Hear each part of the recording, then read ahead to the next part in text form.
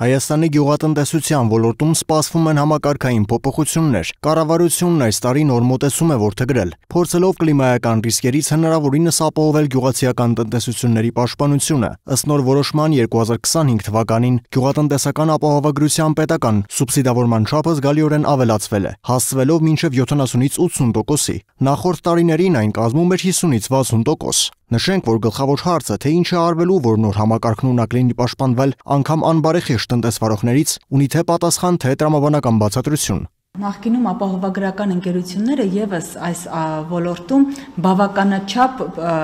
փորձի խնդիր ունեն եւ իրենց համար էլ էր նոր այս պրոդուկտը, որ ներդրվեց ապահովագրության ոլորտում,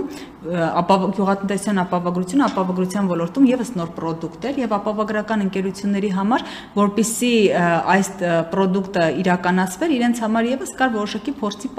պակաս։ Եվ այս առումով այս տարիների փորձը ևս իրենց համար կլինի որպես գիտելիք, փորձ, որպեսզի կարողանան իրենք առավել զգուշորեն մոտենալ պրոդուկտին, առավել խորությամբ զննություն իրականացնեն մինչև ապահովագրության իրականացումը, որպեսզի այն տնտեսավարողները, որոնք որ կոպիտ ասած այդտեղ այգու մշակություն գրեթե չի իրականացվում, ուղղակի տարածք է, որից որ տվյալ տնտեսավարողը ընդհանրապես մշակություն չի իրականացնում, դրանպես բերք չենք ակնկալում այդ տարածքներից, իրենք էլ զգուշավոր կմոտենան այդ տարածքներին եւ առավել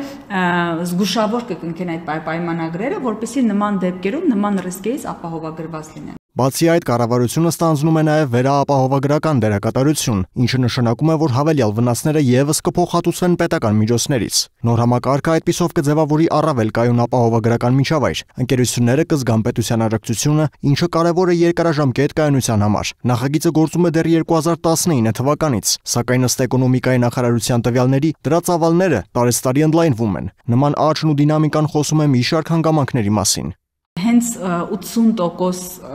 կառավարության հանձնառությունը, երբ որ կառավարությունը վերցրեց, որ 80% սուբսիդավորում իրականացվի ապահովագրավճարին, նպատակը դա է, որպեսզի առավել մեծ թվով տնտեսավարողների համար մատչելի լինի գյուղատնտեսության ապահովագրության պրոդուկտը եւ ավելի մեծ թվով տնտեսավարողներ կարողանան դիմեն եւ ապահովագրեն իրենց